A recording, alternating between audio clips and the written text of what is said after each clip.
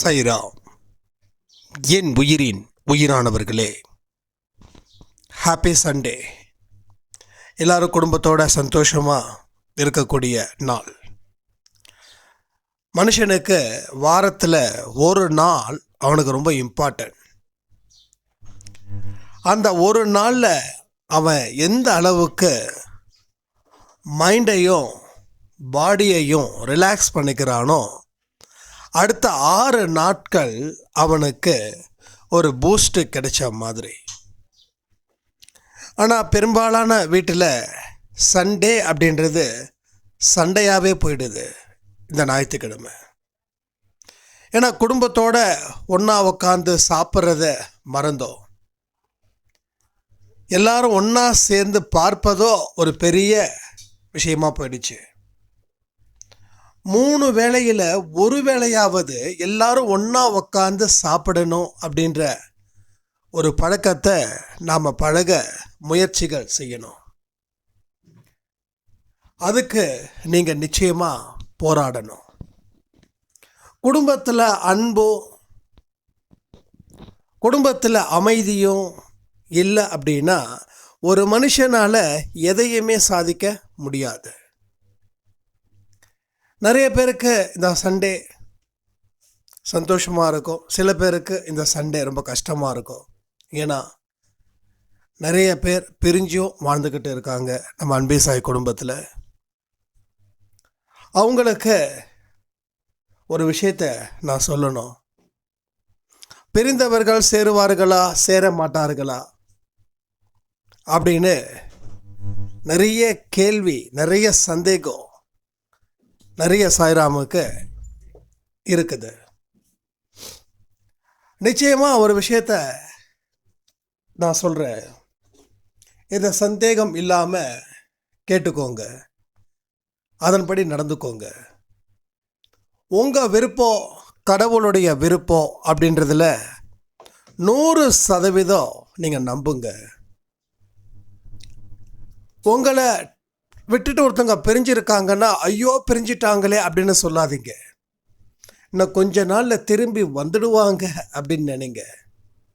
So டெஃபினட்டாக இன்னும் கொஞ்ச நாட்களில் அவங்க திரும்பி வந்துடுவாங்க. இந்த பிரிவுன்றது மறுபடியும் சேருவதற்கான ஒரு விஷயந்தான். இதை நம்புனா நடக்கும், நம்பலைன்னா நடக்காது.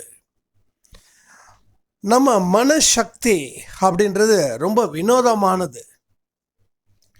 அதை சரியான திசையில் கொண்டு போய் சேர்த்தோம் அப்படின்னா நாம் எதிர்பார்த்த எல்லா விஷயத்தையும் நாம் சாதிக்கலாம். அதற்கு தேவை மனப்பக்குவம், மன வலிமை, எது வந்தாலும் ஏற்றுக்கக்கூடிய தன்மை. இது இருந்துச்சுன்னா உங்களுக்கு தோல்விகள் அப்படின்றதே இல்லை. தோல்விகள் எப்போ ஒரு மனுஷனுக்கு பாரமாகுதுன்னா அந்த தோல்வியை பார்த்து அவன் பயப்படும் போது.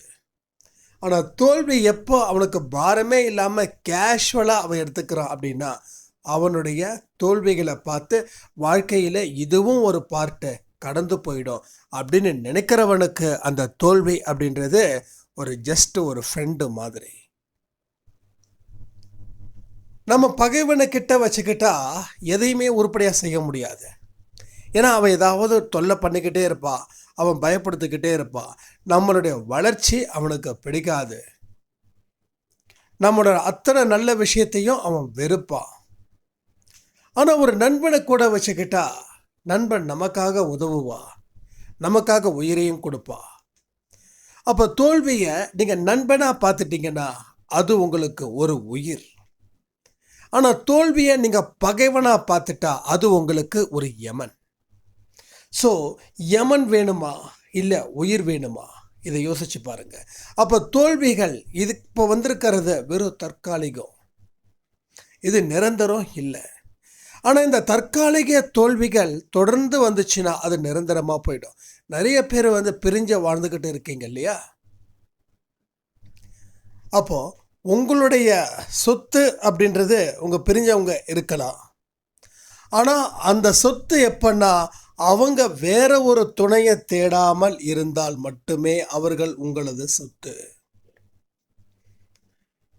ஒருவேளை அவர் கல்யாணம் பண்ணிட்டாரு, அவர் குழந்தை பெற்றுக்கிட்டாரு, அவங்களுக்கு குழந்தை இருக்குது அப்படின்ற ஒரு விஷயம் தெரிஞ்சிருச்சுன்னா அது உங்களுக்கு சொந்தம் இல்லை. அப்போ உங்களுடைய சொத்துன்றது உங்களுக்கு சொந்தமான வரைக்கும் தான். அடுத்தவங்களுக்கு அது சொந்தமாயிட்டால் இல்லை வர முடியாது திருப்பி அப்படி ஒரு நிலை ஏற்பட்டால்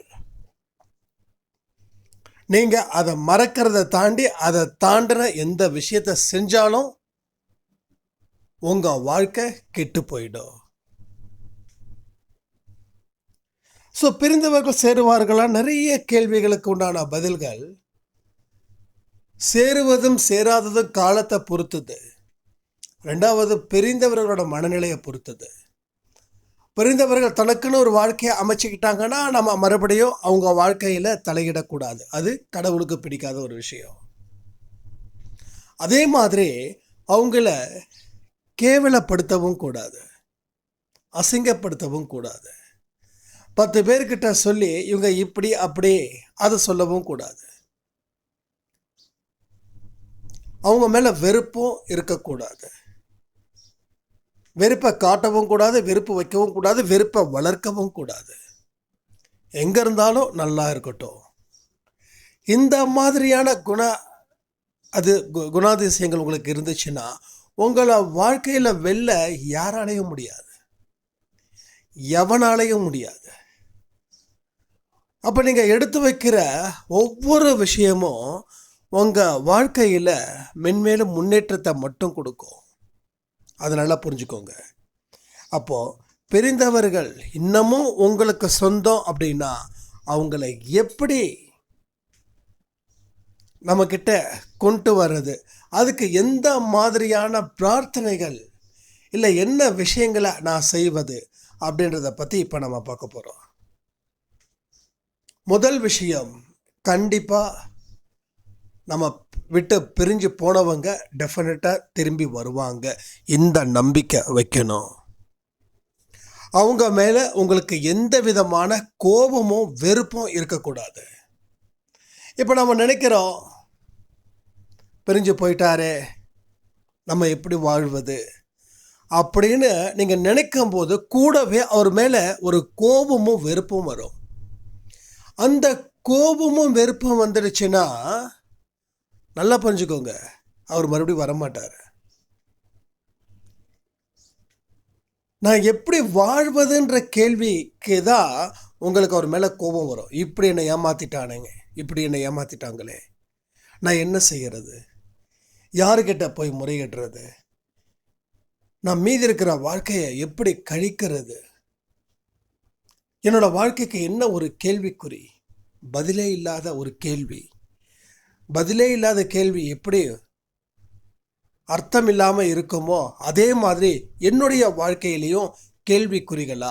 இந்த மாதிரியான உங்கள் மேலே ஒரு பரிதாபத்தை தேடக்கூடிய முயற்சியோ இல்லை நான் ரொம்ப பாவம், நான் ரொம்ப அப்பாவி, இது மாதிரியான விஷயங்களை நீங்கள் அடிக்கடி அதை நினைக்கிறீங்களோ அது மிகப்பெரிய தவறு. ஏன்னா இந்த உலகத்தில் பிறக்கும்போது யாரும் யாரை நம்பியும் வரலை. நீங்கள் கடவுள்கிட்ட கேட்கல நான் இவங்களுக்கு தான் குழந்தையாக பிறக்கணும், நீங்கள் கடவுள்கிட்ட கேட்கல இவங்களுக்கு தான் கூட பிறந்தவங்களா நான் இருக்கணும், நீ கடவுள்கிட்ட கேட்கல இந்த ஸ்கூலில் படிக்கணும், இந்த ஊரில் வாழணும், இந்த நண்பர்கள் வேணும், இந்த லைஃப் பார்ட்னர் வேணும், இந்த மாமனார் இந்த மாமியார் வேணும், இந்த பகைவன் வேணும், எதுவும் நீ கேட்கல. ஸோ உன்னுடைய நாலேஜை இல்லாமல் கடவுள் உன்னை படைச்சாரு. இதெல்லாம் நீயா தேர்ந்தெடுக்கப்பட்ட சொந்தம். இந்த உலகத்தில் இருந்து எப்படி நீ தனியாக வந்தியோ அதே மாதிரி தான் இந்த உலகத்தை விட்டு நீ தனியாக போக போகிற. நீ போயிட்டுன்றதுக்காக உனக்கு அன்பானவங்கெல்லாம் யாரும் வரப்போகிறதில்ல. அதிகபட்சமாக 15 நாள் 20 நாள் இல்லை 6 மாதம், அவ்வளோதான். இது எல்லாத்துக்கும் நடக்கக்கூடிய விஷயங்கள். அந்த மனுஷன் இருந்தான், அவ்வளோதான், இப்போ இல்லை. அப்போ நம்ம போகும்போதும் யாரும் நம்ம கூட வரல, வரும்போது யாரும் நம்ம கூட வரல, தனியாக வந்தோம், தனியாக போனோம். ஸோ வாழ்க்கையில் இந்த மாதிரியான விஷயங்களை நீங்கள் நினைக்கும் போது உங்கள் மனசில் இருக்கக்கூடிய அழுத்தம் குறையுங்க. அந்த அழுத்தம்தான் நம்மளை பைத்தியக்காரத்தனமாக நடு தெருவில் நிற்க வைக்குது. நேற்று ஒரு டீலர் ஆஃபீஸ் போயிருக்கும்போது ரோட்டுக்கு வெளியில் ஒரு மனுஷன் ரொம்ப டிப்டாப்பாக இருக்காங்க. கிட்டத்தட்ட 30 இயர்ஸ்க்குள்ளே தான் இருக்கும். அவர் பாட்டுக்கும் ஏதோ பேசிக்கிட்டே போகிறாரு. நான் ஃபோனில் இல்லை ப்ளூடூத்தில் இதை கரெக்டாக அதில் பேசுவாங்க அப்படின்னு நினச்சேன். எதுவுமே இல்லை. ரொம்ப டிப்டாப்பாக இருக்காங்க. சவுண்டாக பேசிக்கிட்டே போகிறாங்க. எல்லாருக்கும் கேட்குற மாதிரி எல்லாரும் பார்க்குறாங்க. ஏன் அந்த மனுஷன் அப்படிப்பட்ட ஒரு சூழ்நிலைக்கு தள்ளப்பட்டான் அப்படின்னா, கண்டிப்பாக அந்த மனுஷனோட வாழ்க்கையில் ஒரு பெரிய பாரம் இருக்குது, ஒரு பெரிய பிரச்சனைகள் இருக்குது. அவன் ஏமாற்றப்பட்டான். அந்த ஏமாற்றத்தை அவனால் தாங்கிக்க முடியல. அதனால் ரோட்டில் அப்படி. ஸோ ஒரு நல்ல மேன் பவர், எனக்கு அவரை நினைக்கும் போது ரொம்ப கஷ்டமாக இருக்குது. அவர் நல்லா உழைச்சாருன்னா அவருக்குன்னு ஒரு குடும்பத்தை, அவருக்குன்னு ஒரு முத்திரை பதிக்க முடியும். இது மாதிரி எத்தனை பேர் நல்லா யோசிச்சு பாருங்க. நீங்கள் ஒரு நாள் ஃபுல்லாக வெளியில் சுற்றுங்க, குறைஞ்சது உங்கள் கண்ணுக்கு 10 பேராவது தெரிவாங்க. தன்னந்தனியாக பேச ஆரம்பிக்கிறவங்களுடைய மனபாரம் வேற மாதிரி இருக்கும். எல்லாத்தையும் தாண்டின அழுத்தம், தாண்டின பாரம், அந்த நிலைக்கே நாம் வந்துடக்கூடாது. வேற யாரும் அது மாதிரி வரவே கூடாது. அப்போ உங்கள் மேலே வச்சிருக்கக்கூடிய பச்சாபிதாபம் சொல்லுவாங்க, பரிதாபம் சொல்லுவாங்க, நான் இன்னசென்ட், இந்த விஷயத்தை தூக்கி எரிஞ்சிடுங்க. இது உங்களுக்கு தேவையும் இல்லை, இது உங்களை வாழ வைக்காது. அதுக்கு பதிலாக நெருப்பில் தள்ளும். உங்கள் வாழ்க்கையில் பல விதமான திருப்பங்கள் நிச்சயமாக வரும். எதிர்பாராத திருப்பங்கள் அத்தனை மனுஷனுடைய வாழ்க்கையிலேயே வரும். எந்த மனுஷனோட வாழ்க்கையில் வரலன்னு நினைக்கிறீங்க? ஒன்று சொல்லிட முடியுமா? உங்கள் வாழ்க்கையில் இத்தனை வருஷம் நீங்கள் வாழ்ந்திருக்கீங்க, கமெண்ட் பண்ணுங்க. இத்தனை வருஷம் நீங்கள் வாழ்ந்திருக்கீங்க, ஒரு இடத்துல கூடவா உங்கள் வாழ்க்கையில் எதிர்பாராத திருப்பங்கள் வராமல் இருந்துச்சு? அந்த எதிர்பாராத திருப்பங்கள் வந்ததால தான் உங்கள் வாழ்க்கை பின்னடைவை சந்திச்சது. ஆனால் அந்த பின்னடைவில் சந்தித்ததை அங்கேயே இருக்கக்கூடாது. அதை மறுபடியும் எந்த இடத்துல நீங்கள் பின்னடைவை சந்திச்சிங்களோ அந்த இடத்துல நின்று தான் நீங்கள் யோசிக்கணும். நான் அன்பே சாயில சொல்லக்கூடிய ஒரே விஷயம், எங்கே அவமானப்பட்டியோ அங்கே இருந்து ஆரம்பி. நான் ஒரு 86 87 கிலோ இருந்தேன், 94 பக்கம் இருந்தேன். அப்போ ஜிம்மில் ஒர்க் அவுட் பண்ண போகும்போது ஜிம்மோட கோச்சு என்னை ரொம்ப அசிங்கப்படுத்தினாங்க 10 பேர் முன்னாடி.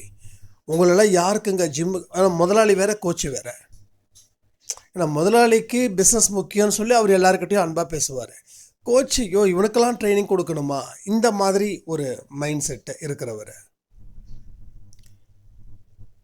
அப்போ இதெல்லாம் நான் பார்க்குறேன், இதெல்லாம் நான் யோசிக்கிறேன். அப்போ எல்லாரும் முன்னாடி அவமானப்படுத்தியிருக்காங்களே அப்படின்னு நினைக்கும்போது என் கூட என் ஃப்ரெண்டு ஒருத்தன் வந்திருந்தான், அப்புறம் விஷ்ணுவும் வந்திருந்தார். அப்போ விஷ்ணுவும் என் ஃப்ரெண்டும் பேசுகிறாங்க, ஏன் இப்படி கேவலப்படுத்துகிறாங்க, ஒரு காட்டிடலாம்ல அப்படின்னு. ஒரு காட்டிடலாம், திருப்பி பேசிடலாம், அது விஷயம் இல்லை. இப்படி பண்ணிட்டாங்களேன்னு சொல்லி அந்த ஒரு ஃபீல் நம்மக்கிட்ட நிச்சயமாக இருக்கும், இல்லாமலாம் இருக்காது, நிச்சயமாக இருக்கும். அது என் மேலே பரிதாபமாக மாறும். ஐயோ, நம்ம எதுக்கும் லாய்க்கு இல்லை, நம்ம வேஸ்ட்டு, நம்மளை இப்படி ஆயிடுச்சேன்னு. இப்போது உங்களுக்கு நீங்கள் விருப்பப்பட்டு செய்யக்கூடிய வேலையை கூட நமக்கு ஒரு அழுத்தத்தை கொடுக்கும். ஏன்னா நமக்கு யாரும் சப்போர்ட் பண்ணல அப்படின்னு. அப்போது இது மாதிரியான பல அழுத்தங்கள் உங்கள் வாழ்க்கையில் வந்துடுச்சுன்னா உங்களால் என்ன செய்ய முடியும்? ஏன்னா இதை எப்படி நீங்கள் ஃபேஸ் பண்ணுவீங்க? அப்போது எனக்கு சட்டுன்னு ஒரு விஷயம் தோணுச்சு. இங்கே எதிர்த்து பேசுவதற்கோ இல்லை என்ன ஒன்று கோபப்பட்டு பேசி வெளியேறணும், இல்லை வேறு வழி இல்லைன்னு சொல்லி நொந்துக்கிட்டு நின்றுடணும். இந்த ரெண்டுமா இல்லை, இந்த இடத்துல நம்மளை இப்படி அவமானப்படுத்தியிருக்காங்க, இது ஒரு சாதாரண விஷயம், இதுக்கு நம்ம எப்படி ரியாக்ட் பண்ணுறோம் அப்படின்றது முக்கியம். அதனால் நாம் இங்கே எங்கே அவமானப்பட்டோமோ இந்த இடத்துல நாம் திறமையை வளர்க்கணும் அப்படின்னு சொல்லி அதுக்கு தகுந்த மாதிரி நான் 2-3 நாள் கஷ்டப்பட்டேன். என்ன மாதிரியான ஒர்க் அவுட்ஸ் இருக்குது, எந்த மாதிரியான எக்ஸசைஸ் இருக்குது, ஒரு வெயிட்டை தூக்கும் போதும் கை எந்த பொசிஷனில் இருக்கணும், கால் எந்த பொசிஷனில் இருக்கணும், வயிறு எந்த பொசிஷனில் இருக்கணும், இதை எல்லாத்தையும் நான் யூடியூப்பில் பார்த்து நைட்டு ஃபுல்லாக நல்லா கேட்டுக்கோங்க, நைட்டு ஃபுல்லாக நான் அதுக்கு தயாராகிறேன். அடுத்த நாள் வழக்கம் போல் அர்ச்சனைகள் தான் நடக்குது. 2 நாள் ரொம்ப கேவலப்படுத்துகிறாங்க, எல்லாம் சிரிக்கிறாங்க. ஏன்னா நம்ம அப்போ தான் கற்றுக்கிட்டு இருக்கோம்.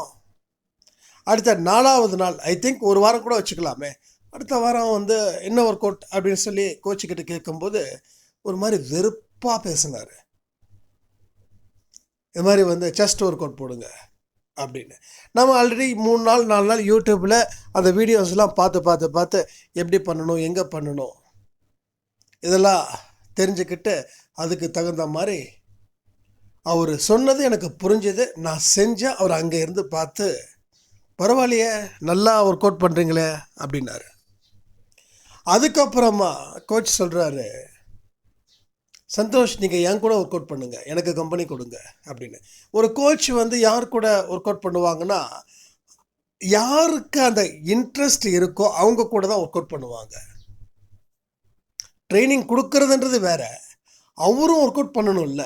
அப்போ என் கூட சேர்ந்து ஒர்க் அவுட் பண்ணும்போது நான் அந்த ஜிம்மில் ஒரு சம்பளம் வாங்காத ஒரு ட்ரெயினராக இருந்தேன்.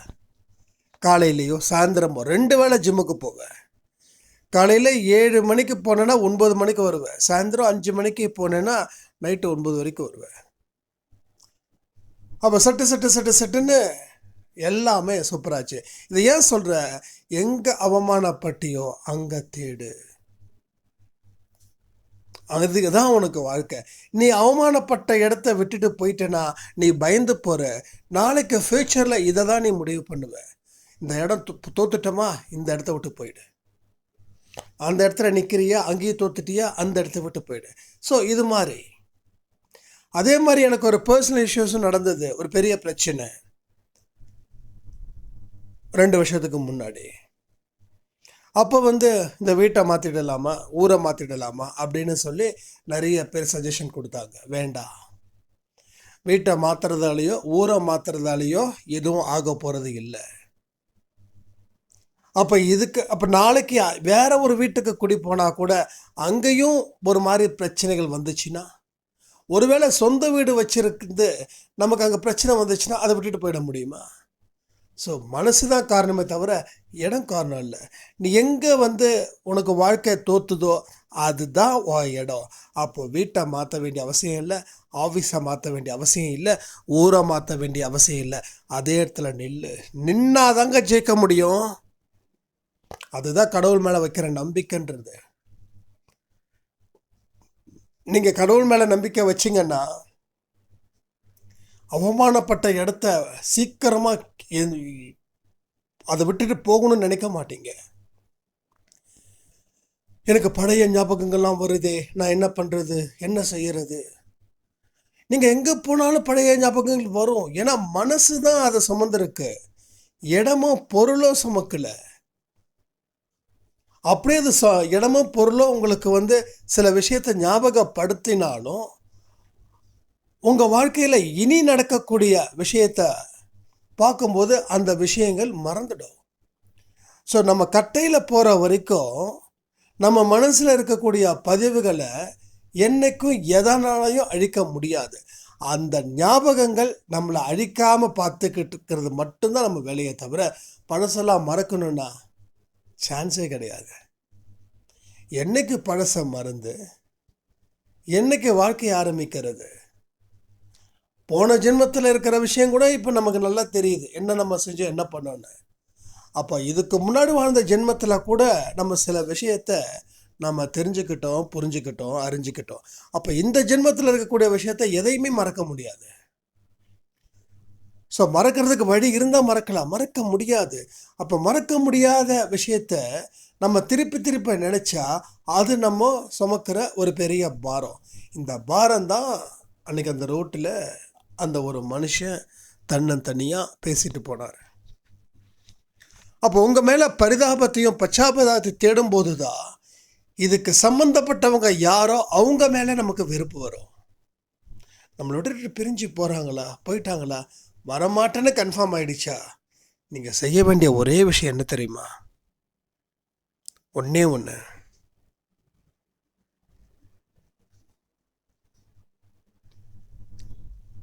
இனி நம்ம வாழ்க்கையில் அவருக்கும் நமக்கு எந்த சம்பந்தமும் இல்லை. நம்ம கூட இருப்பது அவருக்கு துன்பத்தை கொடுக்குது, அவர் சந்தோஷமா இருக்கட்டும், நீ நல்லா இருன்னு சொல்லி வாழ்த்துங்க. இந்த இந்த மனப்பக்குவமும் இந்த பிராட் மைண்டும் உங்களுக்கு இருந்துடுச்சுன்னா உங்களோட வாழ்க்கை கடவுள் கையில் எடுத்துக்கிட்டு அவரே அந்த வாழ்க்கைக்கு பொறுப்பாளராக வந்து நிற்பார். ஸோ நீங்கள் சேர்ந்து இருக்கும்போது இருக்கக்கூடிய பிரச்சனைகள் உங்களுக்கு அதிகரிச்சுது. ஆனால் இனி பிரிஞ்சு இருக்கும்போது பிரிவால் மட்டும்தான் அந்த துன்பமே தவிர சேர்ந்து இருக்கும்போது அத்தனை இடத்துலையும் பிரச்சனைகள் வந்தது. அந்த பிரச்சனைகள் தான் இன்னைக்கு பிரிஞ்சிருக்கீங்க. ஸோ நிரந்தரமாக பிரிஞ்சாச்சு. இனி அவர்களுக்கு உங்கள் வாழ்க்கையில் இடம் இல்லை. மறுபடியும் அவர்கள் வரார்கள் அப்படின்னா மேக்சிமம் கதவை அடைக்கிறத தாண்டி வேறு எந்த ஒரு விஷயத்தையும் முயற்சி பண்ணாதீங்க.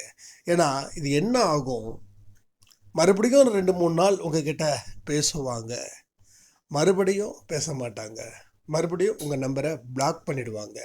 அப்போ அந்த 2-3 நாள் நம்ம சந்தோஷமாக இருக்கோம், மறுபடியும் பழைய வாழ்க்கை வந்துடும். அப்போ சம்மந்தப்பட்டவர்கள் அவர்கள் ஒரு வாழ்க்கையை தேடி அந்த வாழ்க்கையை வாழ்ந்துக்கிட்டு இருக்கும்போது மறுபடியும் நம்மளை தொல்லை பண்ணாங்க, அதாவது பேசுகிறாங்க, பேச முயற்சி பண்ணுறாங்க, ஏதோ ஒரு வேலை கம்யூனிகேட் பண்ணுறாங்க அப்படின்னா அவங்கள 100க்கு 100 அவாய்ட் பண்ணுறது தான் புத்திசாலித்தனம். புரியுதா உங்களுக்கு? இதை நீங்கள் செய்யாமல் விட்டுட்டீங்கன்னா நீங்கள் இன்னமும் என்ன ஆகும், மன அழுத்தம் அதிகமாகும். அவங்க விட்டுட்டு போனவங்க நல்லா இருப்பாங்க, அவங்க அடிக்கடி நம்ம ஏதாவது அவங்களுக்கு கொஞ்சம் பிரச்சனை அப்படின்னா நம்மக்கிட்ட சார்ஜ் பண்ணுறதுக்காக வருவாங்க. நாம் அப்படிப்பட்ட மனுஷங்க வேண்டாம். நமக்குன்னு ஒரு வாழ்க்கை இருக்குது. அந்த வாழ்க்கையில் இன்னும் யார் வருவாங்க யார் போவாங்க அப்படின்னு தெரியாது. நாம் பாட்டுக்கு நம்மளுடைய வேலைகளை மும்முரமாக இருந்துட்டு போகலாம், கம்பீரமாக வாழ்ந்துட்டு போகலாம். ஸோ எல்லாமே நமக்கு கிடைச்ச ஒரு அனுபவம். அந்த அனுபவம் தான் நமக்கு ஒரு கோல்டன் வே.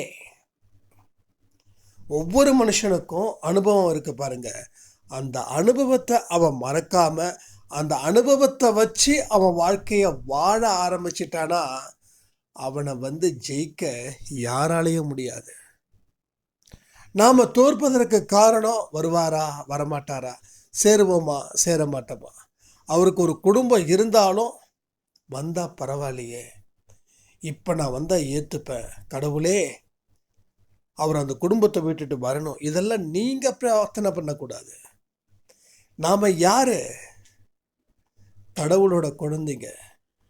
நாம் அந்த பிரார்த்தனை செய்யக்கூடாது. உலகத்தில் இருக்கிற வேற மக்கள் செய்யட்டும், ஆனால் கடவுள்கிட்ட நெருங்கின தொடர்பு இருக்கிறவங்க நாம். அன்பேசாய் குடும்பத்தில் இருக்கிறவங்க, சாய்ப்பாவுடைய நெருங்கின தொடர்பில் இருக்கிறவங்க, அந்த இடத்துக்கு மட்டும் போயிடவே கூடாது. நமக்கு கீழே எத்தனையோ மனிதர்கள் இன்னைக்கு எவ்வளோ கஷ்டத்தை அனுபவிச்சு பிரிஞ்சு தன்னந்தனியாக நின்று போராடி வாழ்க்கையில் சவால்களை எதிர்கொண்டு ஜெயிச்சிருக்காங்களே, கண்ணுக்கு தெரியுதா இல்லையா உங்களுக்கு?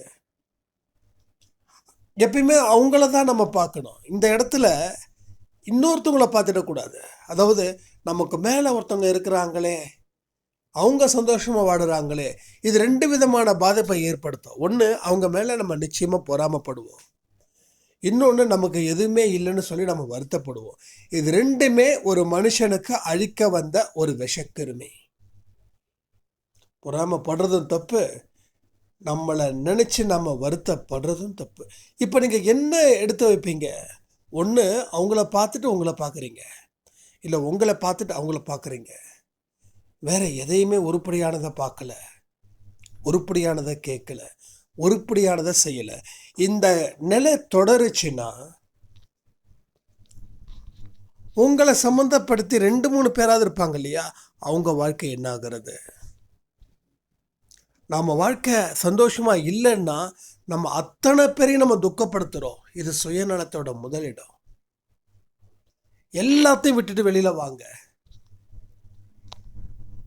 எல்லா விஷயத்தையும் விட்டு நீங்கள் வெளியில் வந்தால் மட்டும்தான் உங்கள் வாழ்க்கையில் பலவிதமான திருப்பங்கள் உங்களுக்கு வரும். இல்லைன்னா திருப்பங்கள் அப்படின்றது எதுவுமே இல்லாமல், எதுவுமே செய்யாமல் உங்கள் வாழ்க்கை என்ன ஆகும்னா பெரிய அளவில் உங்களுக்கு ரொம்ப கஷ்டத்தை கொடுக்கும், ரொம்ப வருத்தத்தை கொடுக்கும், எல்லா விஷயமும் உங்களுக்கு கொடுக்கும். அதனால் இது நீங்கள் நல்லபடியாக புரிஞ்சு உங்கள் வாழ்க்கையில் நீங்கள் செய்ய வேண்டிய விஷயத்தை நல்லபடியாக செய்யணும். உங்கள் வாழ்க்கையில் போராட்டங்கள் அப்படின்ற ஒரு விஷயம் இருக்குது. நான் போராடி போராடி தோத்தேன் அப்படின்னு சொல்கிறீங்க இல்லையா, நீங்கள் போராடுறதுன்னு கரெக்டு. ஆனால் உங்கள் மனசில் அந்த போராட்டத்தை நீங்கள் முழுமையாக கொண்டு வரவே இல்லை. பழைய சுமைகளை சுமந்துக்கிட்டு நீங்கள் வாழ்க்கையில் போராடும்போது உங்களோட போராட்டத்துடைய அந்த வலிமை கம்மியாகுது. அதனால தான் வெற்றி பெற முடியல. போராடி போராடி தோத்துட்டேன். போராடுறவங்க கண்டிப்பாக தோக்கிறதுக்கு சான்ஸே கிடையாது. அப்போ போராடி போராடி தோத்தீங்க அப்படின்னா உங்களுக்கு ஒரே விஷயம் என்ன அப்படின்னா, உங்களோட போராட்டங்கள் முழுமையாக இல்லை. உங்கள் மனசில் என்னென்னமோ ஒரு மோசமான பதிவுகளும் ஒரு மோசமான விஷயங்களும் மட்டும்தான் இருந்துச்சு. அதனால் உங்களுடைய பேலன்ஸ் பண்ண முடியாத அளவுக்கு அது தோல்வியை கொடுத்துச்சு. அப்போது உங்களை விட்டு பிரிஞ்சவங்க புதுசாக ஒரு வாழ்க்கையை ஏற்படுத்தலைன்னா கண்டிப்பாக சாயப்பா சேர்த்து வைப்பார். உங்களை விட்டு பிரிஞ்சவங்க தனியாக ஒரு வாழ்க்கையை ஏற்படுத்திட்டாங்கன்னா அது முடிஞ்சிடுச்சுன்னு நினச்சிக்கோங்க. தினமும் நான் சொல்கிற மாதிரி செய்யுங்க. அதாவது பிரிந்தவர்கள் மறுபடியும் சேரணும் அப்படின்னா அவங்களுக்கு எந்த ஒரு வாழ்க்கையும் அவங்க அமைச்சிக்கலைன்னா மட்டும்தான் இது பொருந்தும். அவர் மேலே மானசீகமான அன்பு. 2வது, அவர் மேலே வெறுப்பு இல்லாத குணம். இதை கொண்டு வரணும். ஒரு நாளும் அவங்க மனசில் அவர் வந்துருவாரா அப்படின்னு நினைக்கவும் வேண்டாம். வருவாரா வரமாட்டாரா, வராமல் இருந்தால் நான் எனக்கு ரொம்ப ஒரு மாதிரி ஆகிடுமே அப்படின்னு நினைக்கவும் வேண்டாம். எல்லாம் ஃப்ரீயாக விட்டுடுங்க. நமக்குன்னு இருக்குதுன்னா கண்டிப்பாக அவர் வருவார். இதுக்காக நீங்கள் முயற்சிகள் ஈடுபட வேண்டாம். சில பேர் என்ன பண்ணுவாங்க, நான் அப்படியே விட்டுட்டேன்னா அவர் என்ன மறந்துடுவாரோ அப்படின்னு. ஸோ ஒரு ஃபோர்ஸ் பண்ணி எந்த ஒரு அன்பையும் பெற முடியாது. நீங்கள் ஒவ்வொரு தடவை ஃபோர்ஸ் பண்ண என்ன ஆகுது, உங்களை விட்டு விலகி விலகி போவாங்க. ஸோ நல்ல பக்குவமான மனுஷன் பிரிய மாட்டான், பக்குவம் இல்லாத மனுஷன்தான் பிரிகிறான். அப்போ பக்குவம் இல்லாத மனுஷன் பிரிகிறான் அப்படின்னா அவங்கக்கிட்ட நீங்கள் மறுபடியும் ஃபோர்ஸ் பண்ணி உங்களோட அன்பை நீங்கள் வெளிப்படுத்துனீங்கன்னா அது அவருக்கு ஒரு பெரிய கஷ்டத்தையும் ஒரு பெரிய வெறுப்பையும் உங்கள் மேலே உருவாக்கிடாதா? அப்போது நீங்கள் மானசீகமாக மனசுக்குள்ளே வச்சு அவரை நேசியுங்கள். அவரோட குறைகளை மன்னிச்சிடுங்க. நீங்கள் தவறுகள் செய்திருந்தாலும் உங்கள் மனசுக்குள்ளே மன்னிப்பு கேளுங்க. மனசு கண்டிப்பாக சந்திக்கும். மனசு கண்டிப்பாக பேசும். மனசுக்கு அதனுடைய வைப்ரேஷனு பல மடங்கு ஜாஸ்தி. அது சொல்லவே முடியாது. சொல்லுவாங்க இல்லையா, நம்ம சாப்பிடும்போது புறையேறுதுன்னு. அதை நான் நம்பலை, சொல்கிறேன். நாம் யாரெல்லாம் நினைக்கிறோமோ கண்டிப்பாக அவங்க நம்மளை நினைப்பாங்க. நாம் நினைக்கிறோம், நாம தான் நினைக்கிறோம், அவங்களாம் நினைக்கிறாங்களா அப்படின்னு. அப்படி இல்லை.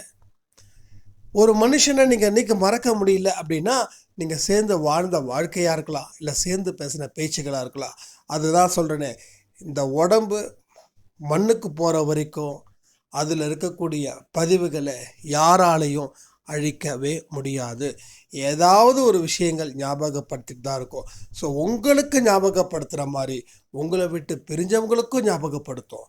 அப்போது நீங்கள் அவரை நேசிக்க ஆரம்பிச்சிங்கன்னா நிச்சயமாக உங்களை தேடி வருவார். வர வைக்க வேண்டிய பொறுப்பை நம்ம சாயப்பாவுது. இது நான் ரொம்ப தெளிவாக சொல்கிறேன், அழுத்தம் திருத்தமாக சொல்கிறேன். இது கண்டிப்பாக நடக்கும். பட் அவங்க நம்மளை பயன்படுத்திக்கிறாங்க அப்படின்னா அவங்கள அவாய்ட் பண்ணுறது தான் புத்திசாலித்தனம். நாம் என்றைக்குமே நம்மளோட வீக்னஸில் அழிஞ்சிடக்கூடாதுங்க. நம்ம எமோஷ்னலாக அழிஞ்சிடக்கூடாது. எல்லாத்தையும் எப்படி பார்க்கணும்? தெளிவான முறையில் அதை பார்க்கணும். அப்போ தான் நம்ம வாழ்க்கையில் நாம் சாதிக்க முடியும், நாம் நினச்சதை அடைய முடியும். இது உங்கள் வாழ்க்கையில் கண்டிப்பாக ஒரு பெரிய மாற்றத்தை ஏற்படுத்தும். ஸோ லைஃப்ன்றது ரொம்ப சந்தோஷமாக இருப்பதற்கும் நேர்மையான வாழ்க்கையை வாழ்வதற்கும் சோகத்தை தேடுறதுக்கு இல்லை, நேர்மையான வாழ்க்கையும் அதில் சந்தோஷத்தையும் அதில் மன நிறைவையும் அடைவதற்காக தான் இந்த வாழ்க்கை. ஸோ அதனால் வாழ்க்கையை புரிஞ்சுக்கோங்க, கடவுளை புரிஞ்சுக்கோங்க, எல்லாம் நல்லபடியாக நடக்கும்னு சொல்லி இந்த ஆடியோவை முடிக்கிற. ஜெய் சாய்ராம்.